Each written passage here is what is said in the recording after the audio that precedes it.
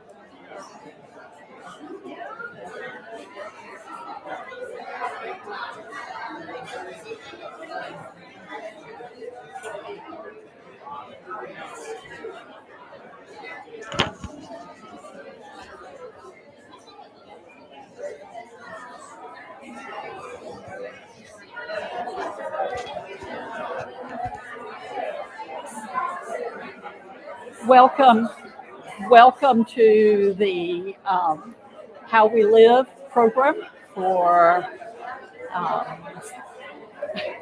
okay, Chuck, don't even know, am I on? This is, have to tell those folks at home. Audio. Now I'm not getting audio. Oh. Can I see that a minute? Yeah. Check 1, 2. It should be getting audio. Okay.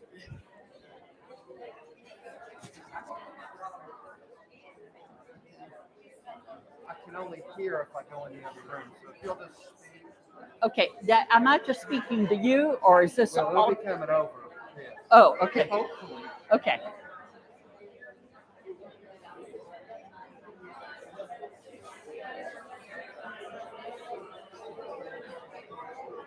Greetings, all you folks at home. You should be glad you're in the living room. And there is only standing room only here at the Seymour Library. We have a standing room only crowd, and people are having to turn around and go home. So be glad you're enjoying it from your living room.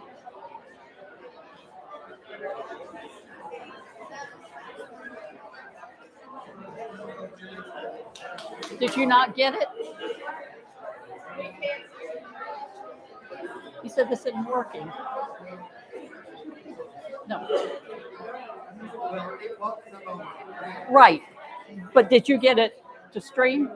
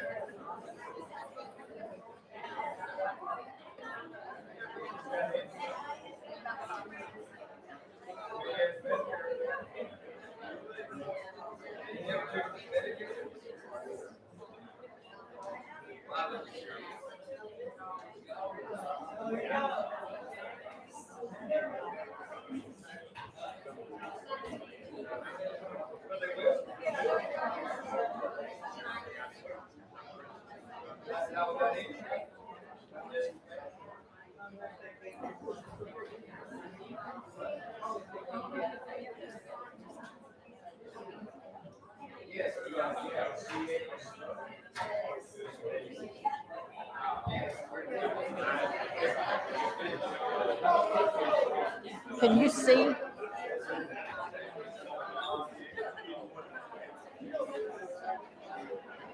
Scoot this way.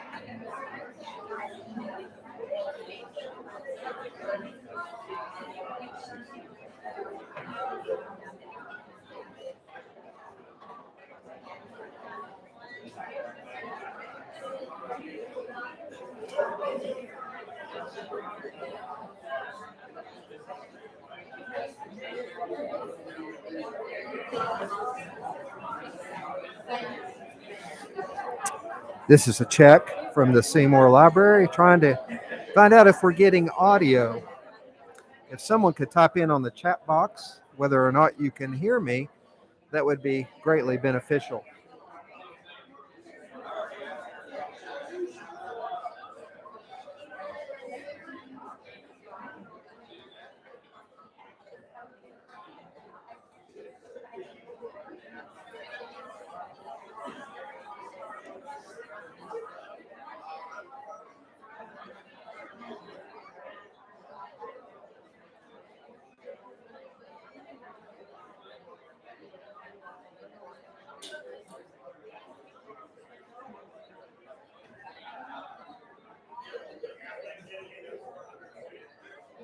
Is it working now?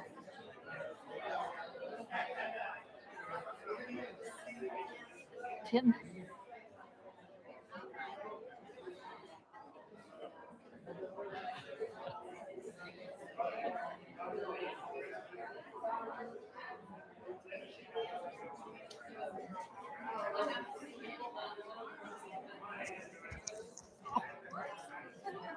I forgot. I'm glad it wasn't taped down. Do you want to get this out in the box? Yeah.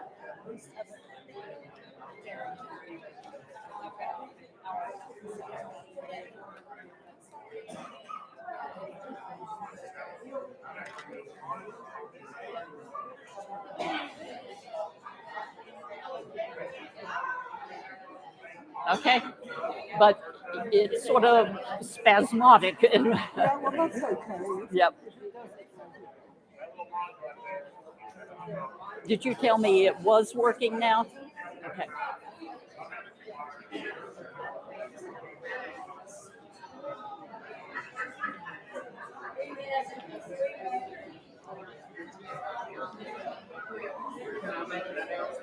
Yes.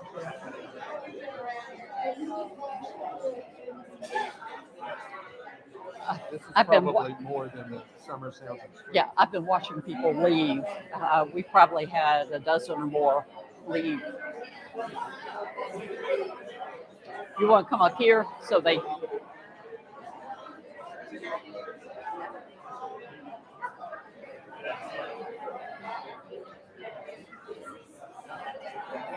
Hello, everyone. We're so glad you all could come. It's amazing that even after we have an expanded library with a community meeting room that's maybe 3 times as big, 4 times as big. we are still at capacity, actually over capacity. We are delighted that you're here. I'm not part of the program, I'm part of technical support here. But I want to let you know that this will be recorded, what's happening up here, and hopefully it will be on the internet if you want to view it later. If you're uncomfortable because we simply don't have enough chairs for everyone, if you're uncomfortable standing and you want to watch it later online, you're welcome to do that. If you're up to standing the entire time, we commend you. We've got about, it's 6:53 now, the program is scheduled to start at 7. And I'll get out of the way, I'll let you continue to enjoy yourself. Thanks for coming, and Colleen will be opening our program. Can I say something? Yes. Fill up a few of the 8 minutes.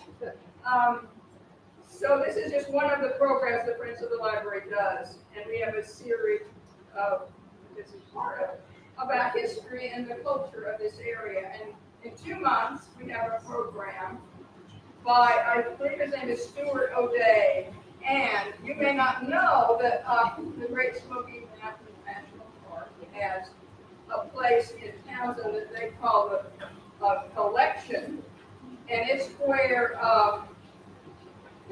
items that were found in the park live in safety. They live in climate-controlled conditions, looked after very well. So this involves quilts that the Walker families made, or dishes that were left in cabins. And so one of the 2 people who are archivists who work there is coming and talking about the collections and about his job there. He specializes in paper things, so teas and maps. It's an interesting place that I visited once, and it just makes you glad that these things are being taken care of.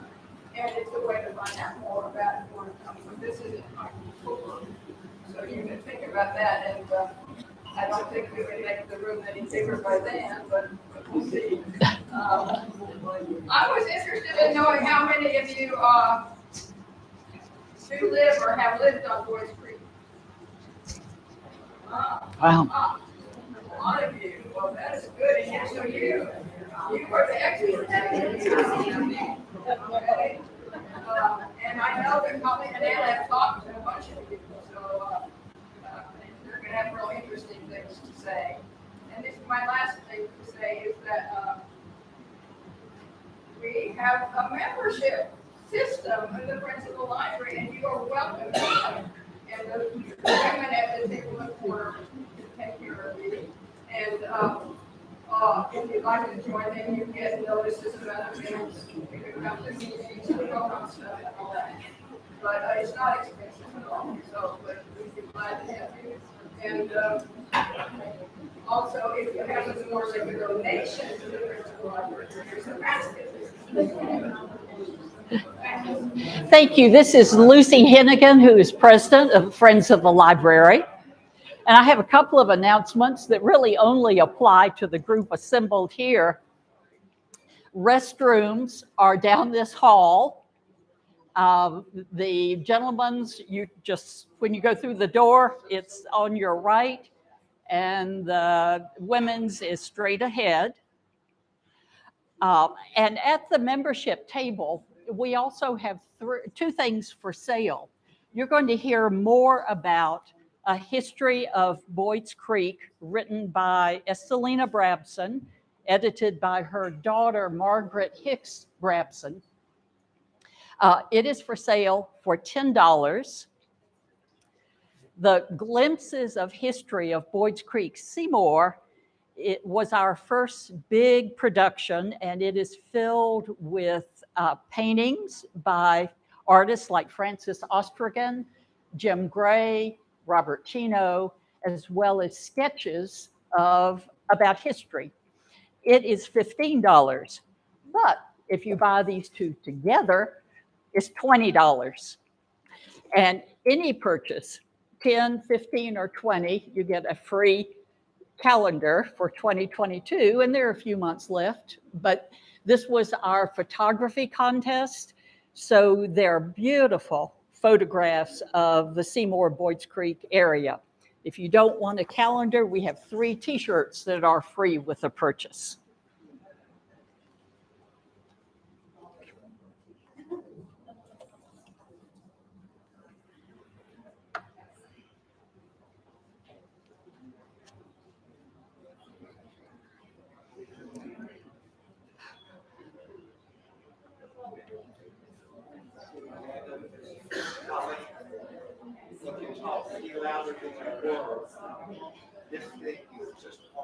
I know.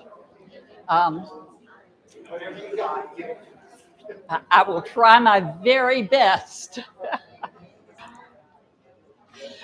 I'll use an outside mother's voice.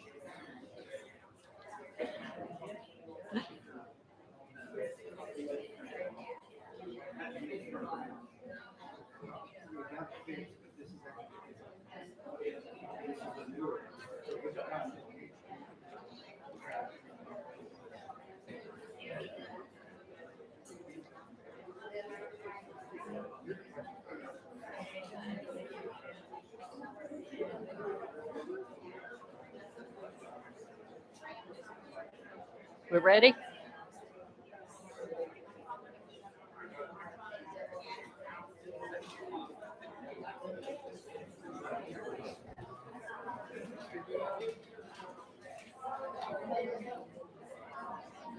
Greetings to all of you on behalf of the Friends of Seymour Library. For those of you who are watching this at home, be glad you're on your sofa, because we have standing room only, and latecomers are having to turn away and go back home. Obviously, we need a meeting room twice the size of this.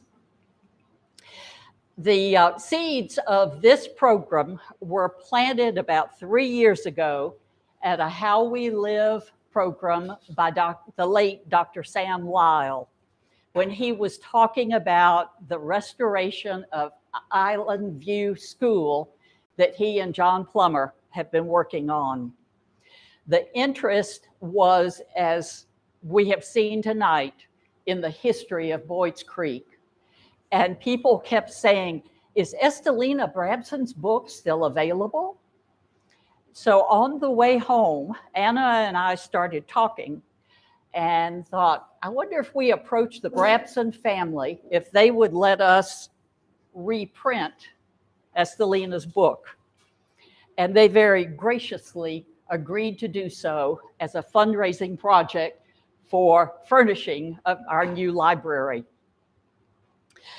From that, we moved on to the Glimpses of History date book that I showed you earlier. And both of these books are for sale after the program. Tonight, we will just be dipping a toe into the research that Anna and I have been doing along with our partner, Steve Petty, who is back in the hall. We've been talking with many of you, and we've made great friends up and down Boyds Creek.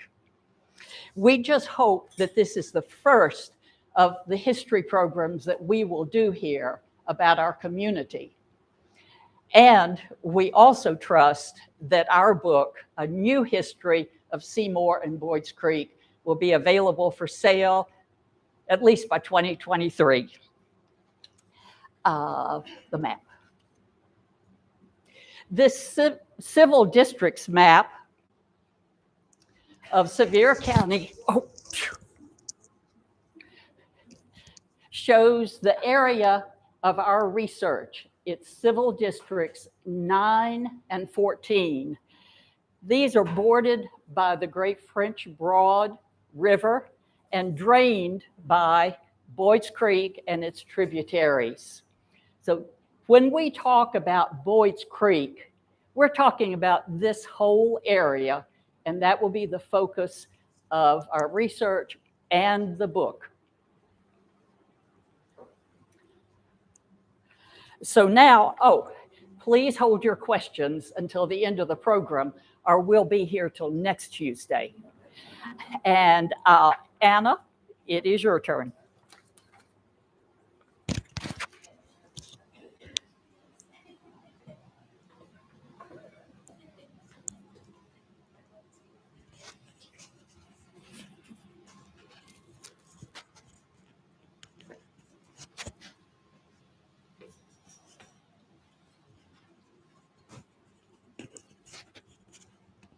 Excuse me while I try to get this organized. And fail miserably, may I say. There we go. Okay, is that working, Chuck? It should be. Okay. Well, good evening, everyone. It's my job to tackle 13,000 years of Boyds Creek history in half an hour, so we need to get moving on this. That is... Very loud. Yeah. Explain that this is for streaming, it's not... Yeah, the microphone is not for the room, it's for the streaming, the people at home. And I'm afraid you people at this end are sitting next to our very noisy air conditioner. Can you hear me now? Very loud. Scream at us. Okay. All right, I'll scream away. I'd like to say again that when we say Boyds Creek, we include Seymour. So if you're from Seymour, don't feel left out, all right? Because when I say Boyds Creek, I mean Seymour.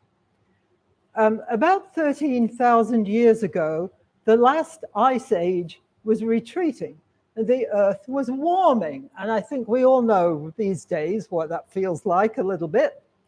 The Boyds Creek French Broad Valley would have looked very similar from today, except that it was heavily wooded with river cane on the riverbanks. And as the climate warmed, hardwoods replaced the pines and the firs. The first people to arrive were Paleo Indians around 10,000 to 8,000 BC. They followed tracks made by animals, mainly along the riverbanks. There were still big animals in the area, including mastodon. The Paleo Indians came in family groups of up to 25 people, and they were following food sources. They had no permanent settlements. They ate the first paleo diet, what they hunted, plus fish and mussels from the river, nuts and berries in season. And they used tools of stone and bone. How do we know this? Well, because the Boyds Creek area is full of artifacts, most of them in stone. Most local people have found them. A lot of local people have found them and collected them. There are 10,000 years worth of objects that these people used, such as tools, household items, projectile points, and decorative items that are found or waiting to be found in the Boyds Creek Valley. Here's a picture of a 10,000-year-old artifact on the right there. It's along with others that were found on a local farm, part of a large collection that we've been privileged to see, and they've all been examined by archaeologist Dr. Richard Polhemus. Another local collector is Ray Fain, who is here tonight. Can you put your hand up, Ray? He's at the back there. Ray? Oh, he's being modest back there anyway. He has collected indigenous artifacts on his farm and in other local spots for 50 years. He's taught himself about them, and he's used his carpentry skills to make framed designs from ancient projectile points. And Ray has kindly loaned us one of his frames for the evening. It's down here, and I would invite you after the program to come and have a look. You'll see all kinds of different artifacts that he's found there and made them into that beautiful pattern. Indigenous people made and used drill bits, tiny drill bits, to make little holes for gorgets, which were a kind of necklace that they made, and for other things. When the program's over, if you look at that, see if you can spot these tiny little drill bits there. They're incredible. Here's a picture of Ray with one of his framed collections. I think actually it is that one. After the Paleo Indians came the Archaic period from 8,000 BC to 1,000 BC. And this marks the beginning of settlement in the valley. During this long period, some agriculture began. The Archaic people cultivated squash, for example. They used fire to clear the land, and they started to make pottery and some jewelry. The next 2,000 years belong to the Woodland people. It's the beginning of more permanent settlement. Corn was introduced at this time, though the husks were not what we expect today. They were tiny, very, very small. Bows and arrows replaced the spears and the lances that had been the main hunting tools. And it's the beginning of the mound building era. The mounds were funeral pyres in which bodies were cremated and then covered with earth. Over generations, the mounds became quite tall. Here's a photo of a woodland mound on the Ag campus of UT in Knoxville. And this dates back to about 800 AD. And it's public. You can go down there and see it anytime. By the time of the Mississippian era, which was 1,000 to 1,500 AD, there were probably several mounds in our area. This is what a typical Mississippian village looked like. The area's population grew at this time. There was a large Mississippian village on the Little Pigeon behind the Smoky Mountain Knife Works on Highway 66 in the McCroskey Island area. There was a suspected mound where Boyds Creek runs into the French Broad. And this is what the area looks like today. No trace left. Can't see it anymore. Other mounds may have been plowed under. And what's left of the McMahon Mound in Sevierville, the best known mound around here, is still visible if you know where to look. It used to be 16 feet high, and right now it's down here somewhere. Another mound was at Zimmermann Island, which is now submerged under Douglas Lake. Only the leaders of the communities and their families were buried in the mounds. The common people were buried under the floor of their huts, inside the actual hut. By this time, indigenous society was more complex and sophisticated. Groups were led by chiefs. There was a time for artistic endeavors such as pottery, carving, and jewelry making clan symbols such as this deer clan rock. And you can see the deer engraved on there. They made mats and baskets, as well as the walls of their huts, out of the river cane. The river cane is a kind of bamboo, and if you've ever tried to get rid of bamboo on your property, you'll know why it's been around for 10,000 years. They even found time for playing games such as chunky. The chunky was played by using not a ball, but a ball that was flat on one side and rounded on the other, as you can see. But life was not easy. 3 out of 5 children died before they were weaned, and the average lifespan was about 18 years. Nevertheless, these were civilized people with complex religious beliefs. They didn't believe in personal property. War was to retain but not expand their tribal boundaries. If one member of a tribe was killed by another tribe, only one person was killed in revenge. They didn't just go out and hunt down a whole bunch of people. They had close ties to the environment, and they practiced sustainable agriculture. Prehistoric people moved from place to place using animal trails. A web of trails spread across America. A main north to south route from Canada to the Gulf was the Great Indian War and Trading Path, and it came right through here. The large map on the wall over here, I'm sorry, it's behind the gentleman over there, shows where it went in Sevier County. You can look at that afterwards. This map here shows a detail.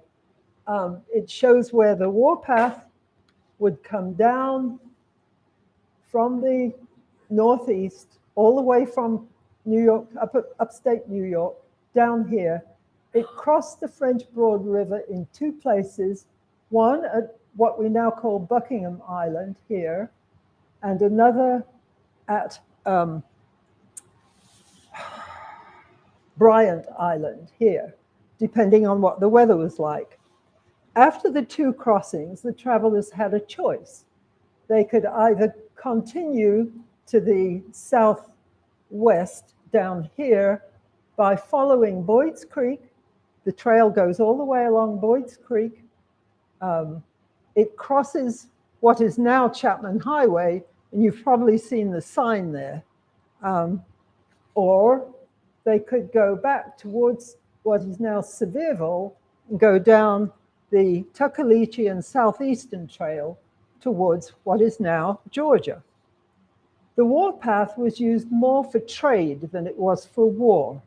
This is where new people, new materials, new ideas, new seeds, and new decorative items such as shells came into the area. That's the end of prehistory. On June the 28th, 1540, prehistory stopped and recorded history began in the Boyds Creek Valley. That's when Hernando de Soto, a Spanish conquistador with hundreds of soldiers and a scribe who kept a diary, marched in. This is what the indigenous people would have seen for the first time on that date. White-skinned men with heavy beards, some black enslaved servants, metal weapons and armor, including firearms, which of course the indigenous people did not have, horses, a herd of pigs, because the Spanish brought part of their food supply with them, and huge dogs, much bigger than native dogs. Now, De Soto was after gold, gems, and glory. He wanted to be the governor of La Florida, which at that time was not just Florida, it included the whole of the Southeast. He was cruel and ruthless, your friendly neighborhood psychopath. He killed, kidnapped, and enslaved the indigenous people. The big dogs were used to kill people, but he was unstoppable because he had firearms. He and his army had firearms. He claimed territory for the Pope and for the King of Spain. In June 1540, what became Sevier and most of Blount counties were part of the Mississippian chiefdom of Chiaja, thought to be based at Zimmermann Island in the French Broad, but now under Douglas Lake. This was an island that's just in Jefferson County, just over the, very close to where the Douglas Dam is now, just there. Fortunately for our area, DeSoto camped in here for just one night only. He had just spent a few weeks terrorizing the Chiahans at their capital on Zimmermann Island, and he actually enslaved some of their people as porters. DeSoto died of a fever in Arkansas in 1542. Fewer than half his men survived his expedition, and he brought 600 men, but fewer than 300 survived.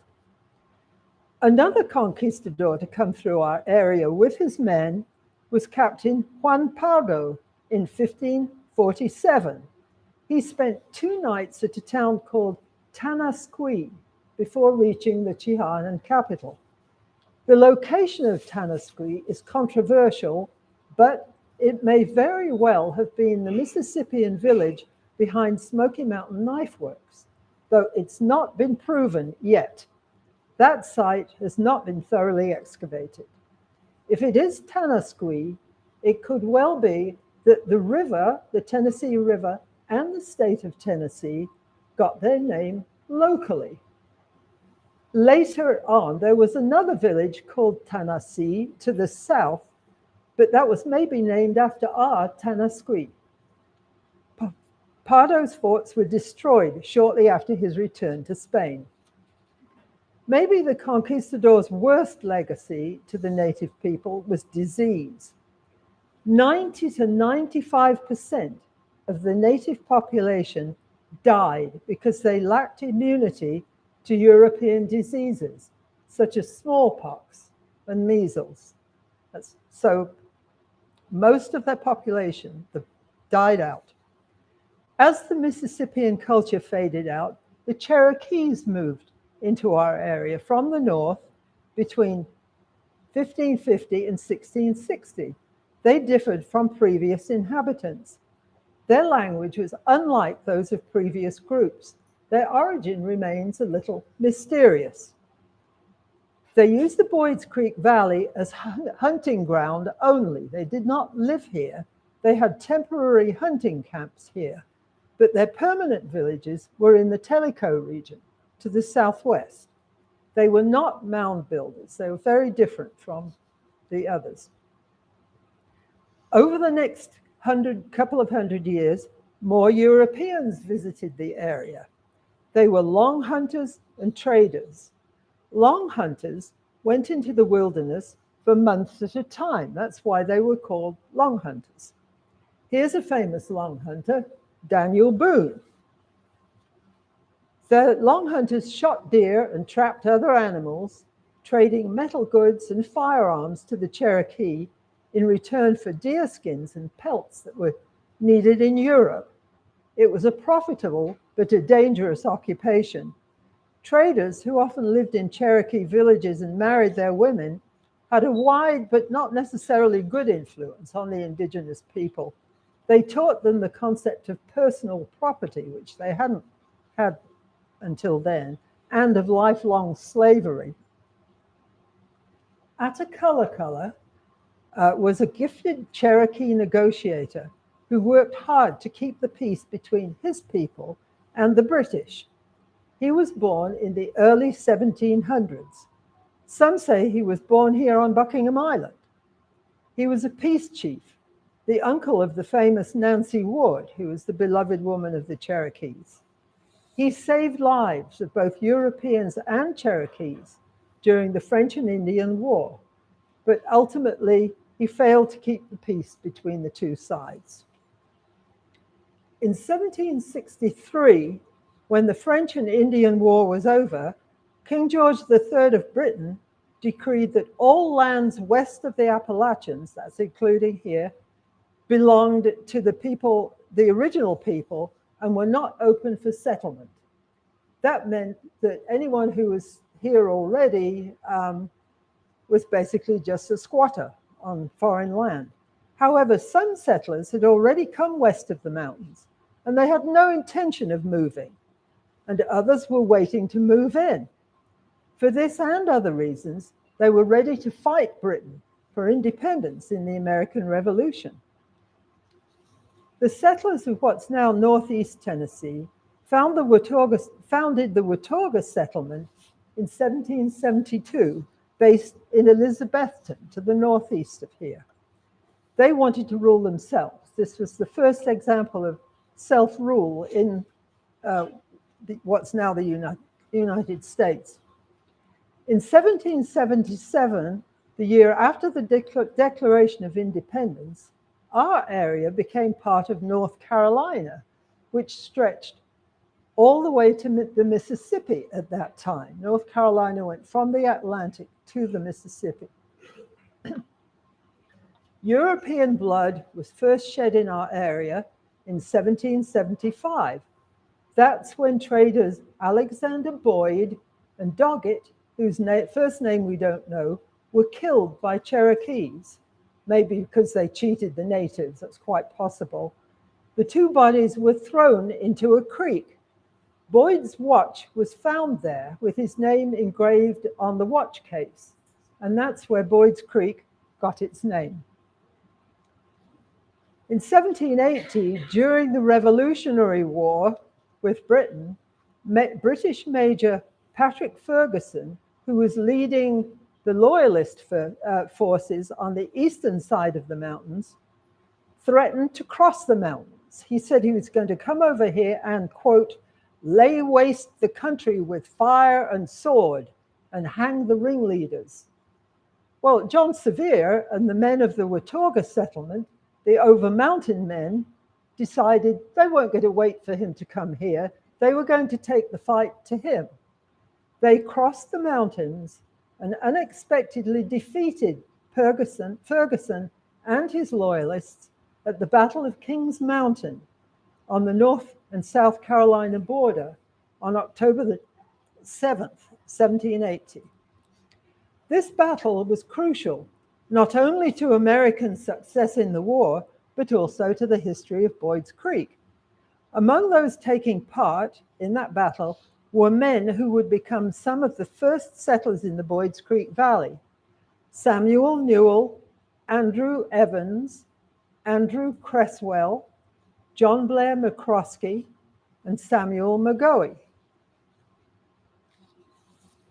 While these men were away at Kings Mountain, the Cherokee had been harassing the families who were left behind, just the women to protect them. Rumors spread of a planned Cherokee attack. John Sevier and his militiamen, who had come back, decided they were going to punish the Cherokee. About 70 of them came south. They crossed the French Broad at Buckingham Island, and on December the 13th, they came across a group of Cherokee and lured them into a trap. This was the Battle of Boyd's Creek. It's not clear how many Cherokee were killed. The most reliable source says 28. Of the Europeans, only one man was injured. It was a resounding victory for the settlers. It wasn't a huge battle, but it was very important to this area. I'm sure you know where the monument to the battle is, at the side of Boyd's Creek Highway. Surprise, that's not where the battle took place. There are various theories as to where it took place, but the most likely place is on Cedar Springs Road behind Wheatlands, the house that Colleen will mention later. John Sevier and his militia with his reinforcements continued southwest to the Cherokee villages, destroying them, burning crops, and killing anyone who didn't get away. That's man, woman, or child. They just killed anybody who they came across, any native they came across. That Christmas, as the militiamen shared dinner in the vanquished village of Chota, they discussed where they wanted to settle. And at this point, they'd seen that the Boyd's Creek Valley was hardly inhabited, heavily wooded, but obviously fertile, plenty of springs and streams. It was a very attractive place to settle. And now that the Cherokee had been driven from the area, it was an attractive spot, and settlers started pouring in. Samuel Newell and his extended family and friends arrived in the area in 1783 from Abingdon, Virginia. Among those in his party were names that you may recognize: Vance, Cusick, Black, Blackburn, Montgomery, Evans. Newell at Kings Mountain had been shot in the thigh, and he'd merely stuffed his shirt tail into his wound and rode back into battle. Anyway, when he got here, he built a fort, or what was called a station, just south of where First Baptist Church of Seymour is nowadays. The sign on Chapman Highway marks the spot. It was an ideal spot for the creek. The creek was nearby, so they had water. There was access to the warpath that ran alongside the creek for travel, and good views for keeping a lookout. And of course, it was good, fertile land. Newell Station was the first fort to be built south of the French Broad. Seymour was called Newell Station for many years. That was its first name. Newell and the other settlers came on horseback and in wagons down the old native trails, bringing their farm implements and driving their livestock before them. And once here, they shared the building, harvesting, and sentry duties. The men acted as militia in times of danger because the Cherokees were resentful of losing their hunting ground and were mostly hostile. And you can see here how the Cherokee land, which had once gone way up into the hunting grounds, anyway, had gone way up into Kentucky, even to Ohio, had dwindled by this time. They'd got a lot smaller. Violence and bloodshed ebbed and flowed across the region, including this area, in a cycle of attacks and revenge on both sides. There was plenty of blame to go around for who started what. The settlers were hungry for land. The women had large numbers of babies. I believe that Newell had 10 children, and John Sevier, who came through here but didn't settle here, had he had 2 marriages and something like 18 children, I think. The women were responsible for the usual household tasks, plus educating the children, spinning, weaving, sewing the family's clothes, gardening, and when the men were away, farming and defending their homes. And these women knew how to shoot. They could handle themselves. William McGoey built another fort close to the warpath in 1785, a couple of years later. We used to think that this was a picture of McGoey's fort, but we've come to realize that it's actually a different McGoey's fort somewhere else, but it's typical of what a fort would have looked like. The station, or a station, fort or a station. They sometimes held more than one family and could be surrounded by a wooden palisade. The first floor windows were merely slits for firearms. McGoey's station was off Porterfield Gap Road, close to the warpath. In 1804, when William's wife Elizabeth died, he buried her in a field some yards from the house and left for Middle Tennessee. Last year, Art Bohannon, who I'm sure a lot of you know, who uses a device he invented to locate buried bodies, found the site of Elizabeth McGoey's remains a few hundred feet from the site of the old fort. Other families moved in within a few years, including those of other Revolutionary War fighters, John Sharp, John Houck, and Cowan family members. Today, descendants of those and other families are still here. Fagalas, Trundles, Brabsons, Ellises, and Hodges, for example, all been here a long time. Samuel Newell led the community during the 1780s and early 1790s. He helped establish the state of Franklin, chaired the committee that named Sevierville the county seat, represented Sevier County in the North Carolina legislature, was a lieutenant colonel in the territory south of the Ohio's militia, was a justice of the peace, and he signed the Articles of Association that set up the short-lived Lesser Franklin. When Sevier County was founded in 1794, he chaired the county court. For some years, the Boyds Creek Valley was the Wild West, on the western edge of European settlement, still under attack by indigenous people, while settlers were also fighting the British. The politics, as you can see here, were pretty crazy. In the space of 20 years or so, the area was part of the British Empire, North Carolina, Franklin, North Carolina again, Lesser Franklin, and the federal territory south of the River Ohio, before becoming part of Tennessee. In the same year that Sevier County was founded, 1794, two brothers were building a sturdy home at the edge of the Boyd Creek Valley's most historic area, Buckingham Island, and Colleen is going to tell you more about it.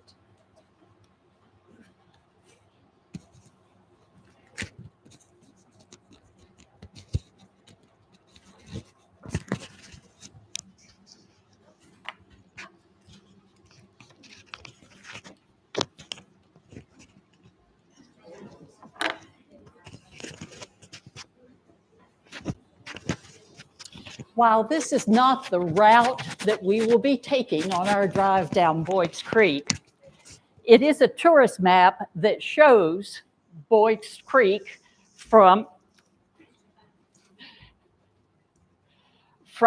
Buckingham Island on down to Trundles Crossroads.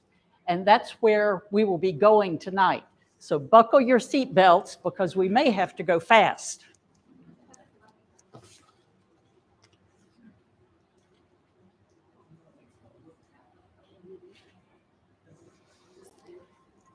In 1992, Morton Rose made a map of the original 1806-1807 land grants in Boyd's Creek.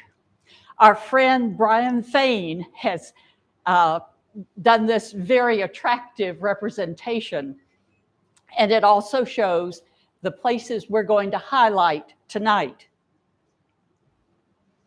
Again, we will start in Buckingham Island, the big green place on the map, and move down this way to Trundles Crossroads.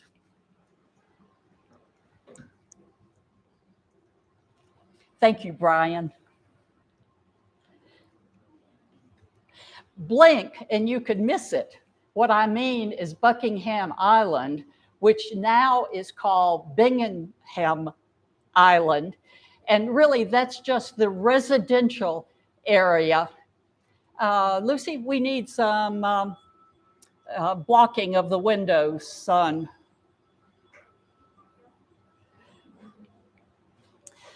You can cross a sluice, which you will not even notice. It's a tiny little sluggish stream, and there is no real bridge there. But when you go over it, you are actually on the old Buckingham Island. It wasn't always such a small stream. Dr. Joseph Madison McCallie reflected on his boyhood in Boyd's Creek after the Civil War, and he remembered how his father and brothers farmed on Buckingham Island. To get across what was then the stream or part of the French Broad, they had to use a canoe or horseback, go by horseback. Well, one day, Joseph had been left behind and he decided he wanted to go over there and join his family. Well, what he said was, All I remember about the crossing was the water seemed to me to be very swift and deep, and the rocks on the bottom were very slippery, but I got across. The George Washington Henderson House is symbolic of what is happening to our Boyds Creek community. If you look here, you can barely see it. That's what it looked like before the trees covered it over. Whether by neglect or by development, the treasures of Boyds Creek are disappearing. But with careful stewardship, much still remains. The Trundle Trundle Century Farm, owned by Benton and Margaret Trundle, is a fine example of a farm that has been in the family for generations. Just as his ancestors, who lie in the Trundle family cemetery, Benton has continued to farm the land and care for it. Now, you may not recognize this side, but if you look carefully here, this is Island View School. So the Buckingham House, the Trundles Farm, is directly across from Island View School. And it was named that because it is a view of Buckingham Island. The Buckingham House was last lived in by Benton's aunts. It is the oldest brick house in Sevier County and one of the first brick houses built in the state of Tennessee. Benton has continued to keep power to the house, but it hasn't been lived in since his aunts passed away. This is an example of a treasure that we need to preserve. It has been purchased by someone outside the Trundle family, and we don't know what they're going to do with it, but it's on the National Register of Historic Places, and it should be preserved. This is the Sidecar Inn, bed and breakfast, and Roger Maroney is the innkeeper and baker. Roger and his wife Deb are sitting in the back. Wave, please. They have turned this historic home into their own home, as well as an income-producing location. These are the kinds of things we can do with the treasures of Boyds Creek. The Thomas Brabson House was built in 1854 by one of the sons of John Brabson, one of the original settlers, and the founder of the Brabson Ferry Plantation. His brother, Benjamin, also built a house that you have heard about in 1856. This is Glen Villa off of Indian Warpath. The Brabson family has maintained ownership of the Brabson Ferry Plantation, and now Ben Jr. and Lucinda Brabson are living in their home. Like the Trundle farm, the Brabson farm is a century farm, meaning it has been farmed by the same family for over 200 years. Okay, we are now at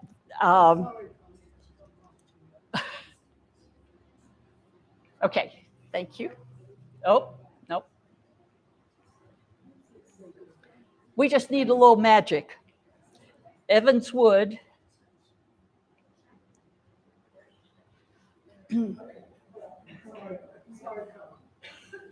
Okay. Another preservationist who has taken a historic home, turned it into his own residence, and is also making it an income-producing venue is the magician Terry Evans Wood. You may have seen him perform in Pigeon Forge. He has created Evanswood Magic Mansion out of the historic Ellis House that was built by John Love Ellis between the years 1830 and 1840. It took him a while to get it built because he was also a navigator on the French Broad River, a farmer, had a grist mill, so he had a number of other things to do besides building a home. You can make a reservation to go to Evanswood Magic Mansion and see not only a beautiful restoration of this Victorian style home, but antiques, a Disney room, the Wonka room, smoke and mirrors. So I encourage you to get in touch with Terry through info@evanswoodmagicmansion.com and arrange for your family or group to see the home. Now we're going to Kirkside Inn. Archibald Napoleon Cardwell was the builder of the Kirkside Inn, but it was designed by the famed architect in Knoxville, George Garber. It was built over a period from, I'm not as good with dates as Anna is, 1899 to 1902.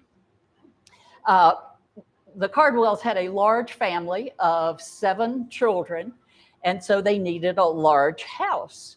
But this was a very exuberant example of Victorian architecture.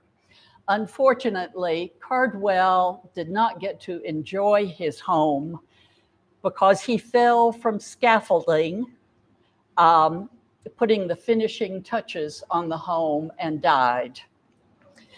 But not before he deeded an acre next door to the Rocky Springs Presbyterian Church.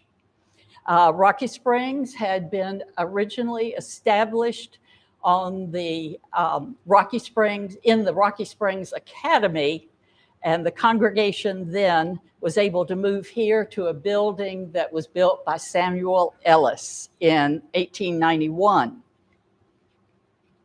Okay.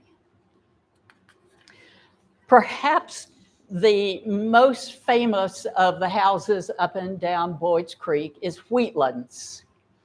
Wheatland's was built by John Chandler.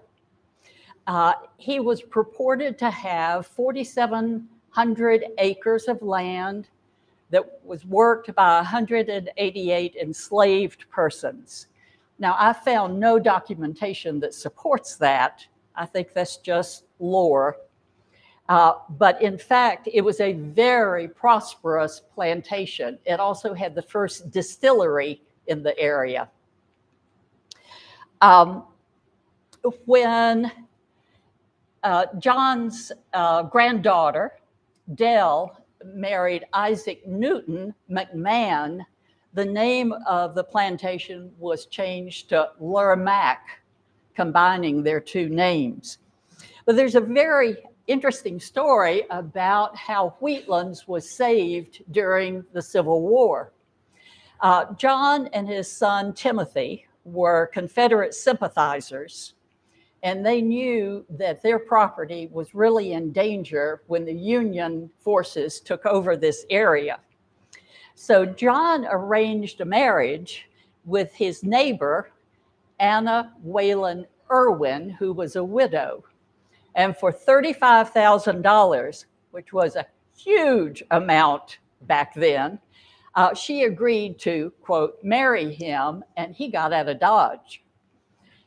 She stayed there and took care of the plantation and his granddaughter, Dell, and they fed Union forces with the help of the enslaved people on the property. And the house was also turned into a hospital for wounded soldiers. Many years later, a soldier came back and thanked them for caring for him during the war. So because of Anna, Wayland, Irwin, they were able to save the plantation.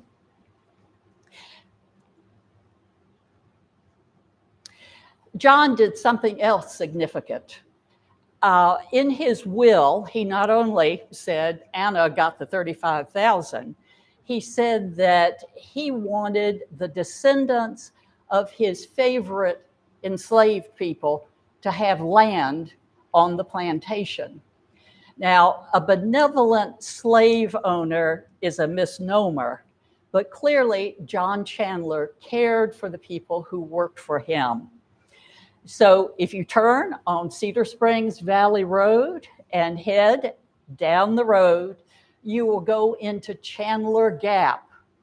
And this is where descendants of those initially enslaved persons are still living. They, during Reconstruction and the Jim Crow period, the descendants of the original enslaved people started a school over on Loop Road for the Black children. This was the only place that they could be educated during the, would someone open the door for Karen, please? Thank you. In order to get to this school, they had to cross Boyds Creek on a footbridge. That's also where this congregation that became the Boyds Creek Church of God met. Well, when Boyds Creek flooded, they couldn't get across the footbridge. So that was on land that Mrs. D.W. Payne, Mary Elizabeth Payne, had given to the families. The McMahon family said, well, we'll give you some additional land and you can move the school over here. So they disassembled the school on Loop Road and brought it over to the new land on Cedar Springs Valley Road, which was then called Knob Road, and reassembled it. And the congregation continued to worship there until the McMahon family gave them some additional land and they built the church that is standing there now. There were special relationships among the Chandler Gap families, and they always felt kindly toward those in the big house who had provided the land for them. It fell to John Chandler's grandson's widow, Blanche Claybo McMahon, to actually make the deeds official so that these families could actually own their land, but that happened. Theodore Chandler, who still lives in Chandler Gap, told me that as a teenager, he used to work for Benton Trundle Sr., who paid $4 a day when the other farmers in the area were paying $3 a day. And the black and white workers all sat together at lunchtime. The other place you can't help but miss on Boyds Creek is the Wailing Inn. Now, this is an example of going, gone, because it is about to fall down. Anna and Steve and I had the pleasure of climbing through a window to see the inside. I mean, for history, we'll do anything. And it looked like that. In fact, I took that picture the day we did that. But this was in better days. And what you see in the foreground is the dormitory of the Rocky Springs Academy. There now is very little to be seen. Anna and I have explored that area too. But the Waylands, who lived and built this house in 1857, were highly educated German Lutherans. And they were very concerned about education for their own large family. And so they established, along with the help of others in the neighborhood, the Rocky Springs Academy. Before we get to the academy, there's a great story about the staircase, which I must say, Steve Petty climbed to the second floor. It is said that during the Civil War, a drunken soldier rode his horse up the staircase. Either that or a soldier was trying to escape the other side. We don't know if that's true, and that's not why it looks the way it does now, but it's an interesting story. This picture of Wailing Inn shows it.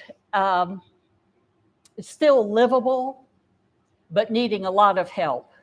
If we had gotten together and saved it at that point, it might still be with us for the future. This is the spring house on the Wayland property. There are 3 springs there. In the far background is a hill known as Academy Hill. That is also the location of the Chandler's first home. And Timothy and Hetty Chandler are buried there in a little fenced cemetery, they say, with some of their enslaved workers. It is also the location for a speech by Oliver Perry Temple back in 1861 when he was traveling around speaking against secession. Now, he was a slave owner himself, but he knew that secession was a bad idea. And so many people turned out, sort of like tonight. There were over 1,000. They couldn't fit in the little schoolhouse. And so on this cold, blustery February day, they were arrayed on that hill, listening to him for 2 hours. That's okay. That's okay. We're fine. Let's move on. It says Van Gilder now. Do you all know where that is? Yeah. This was the original land grant of John Sharp. John came to this area as a young man, about 18. He was a spy for John Sevier. He was a pretty adventurous young man. He also traded furs and horses with the Cherokees, and unfortunately also traded with slave traders in human lives. Both of those made him pretty rich, and he was able to expand his original 400 acres from his land grant. He left this to his son, James Madison Sharp.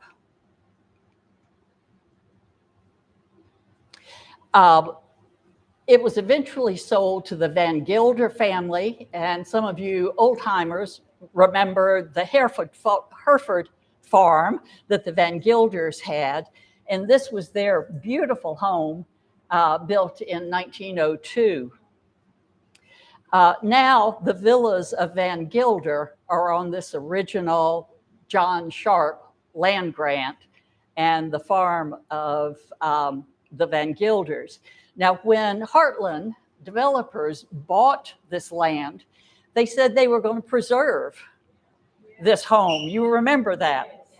They said they were going to turn it into a clubhouse or a restaurant for the villas and for us to all enjoy. I was in that house a couple of years before the same developers decided to tear it down, along with many of the 200-year-old trees that were going to shade this new development. Well, if you pass on by, on your right, you'll see Sharp's Ridge, but up on a little rise, you will see Dr. Guilford Sharp's house. He was the son of James Madison, and Cannon Sharp, and we've got cannons here. He had a medical practice that extended over Sevier, Knox, and Blount counties, and his little doctor's office is right over here. Someone has recently bought this house, and you can see how much they care about it because they're new plantings, but so far we haven't been bold enough to knock on their door, but we probably will. Okay, the Keener Johnson House. It was built by Adam Harvey Keener in 1853, and it is notable for many reasons, but one is that just like the Trundle and the Branson farms, this farm has been in the same family since it was built. It is now in the careful hands of Charlie and Glenda Johnson. Although they no longer live in the house, they live next door, and the house has been bought by their nephew, and we're hoping maybe another bed and breakfast, maybe a restaurant. We'll see what happens, but it's also on the National Register. Over the years, it had a number of embellishments that were typical of that time period. But fortunately, Georgia, Charlie's mother, decided to take this all down.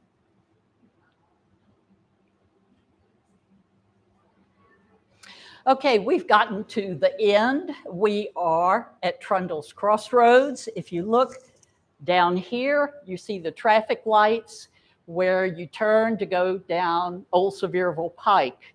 This was a thriving community in the 19th century. But before we end, let's stop here at the church. This quaint little church has been through the Methodists, the Church of Christ, and is now the home of a St. Paul's Episcopal congregation. They are caring for this in an exemplary way. Now, you see from the road the Trundles Cemetery. This is where many of the original settlers were buried, and this is land that Adam Harvey Keener gave for the church and the cemetery. But I bet not many of you know about the graveyard that's behind the church. How many of you? This is a graveyard for the Black members of the community, and many of the descendants of formerly enslaved people are buried there.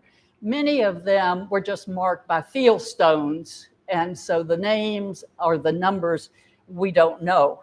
We do know that Mother Pearl Moss was buried there, and a number of Sharps are buried there. It was often very overgrown unless the Boy Scouts or the students at Johnson University would come over and clear it. But the congregation at St. Paul's is now taking care of it. And so it is a treasure and a sacred spot that is being maintained by that congregation.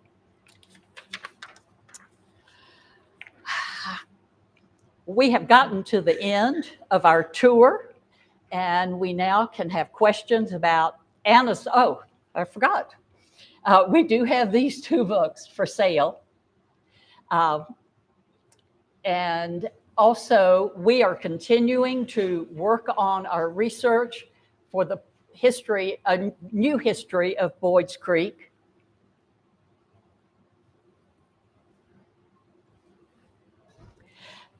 And we encourage you to get in touch with either Anna or me if you have family photos, memorabilia, or stories like Karen and Grover have told us, Brenda and Paul, Many of you have shared your family stories and beautiful photographs. We still want those. So please write down our contact information. We would love to hear from you. And I had to include that picture of Anna. That was the day she and I waded through the brambles and the bushes across from the Wailing Inn to see if we could find remnants of the Rocky Springs Academy dormitory. So we are open for questions now.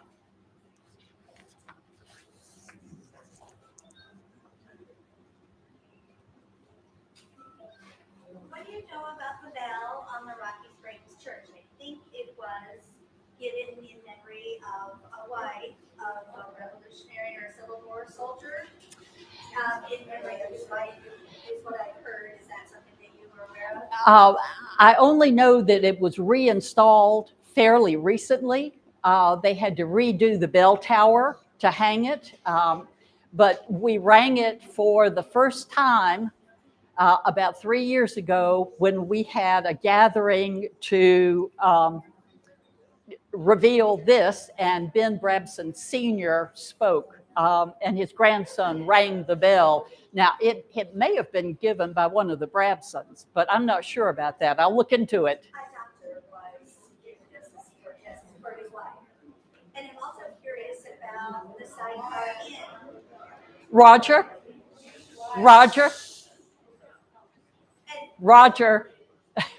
Hey, Roger, we have a question. Stand up, please. And I know Roger because we went and we had a beautiful meal. He's a beautiful baker. He lives at the end of our road. And I know your house was I'm not sure of the details. It was a Union No, house. It was a no, Confederate house. he was a Confederate, and he and his wife, Margaret, left town, moved to Knoxville, and they decided that Glen Villa, his brother's house, had been so mistreated, they didn't even want to come back. It had been, Thomas Branson's house was shot at, and you've got, yeah. Didn't it become Union, the headquarters, right? Yep. And I thought that was an important piece to be recognized. Yes, and then it was sold to Shannon Felker after that, and that's a real story that you will hear the next time we do a program. Or you can read the book. Right. And by the way, I want to say something about the book. This is not something we're doing for profit. It's going to benefit the Friends of Seymour Library. The benefit to us, it's not going to be monetary, it's having met all these wonderful people and having had some pretty strange experiences. So it's been absolutely wonderful.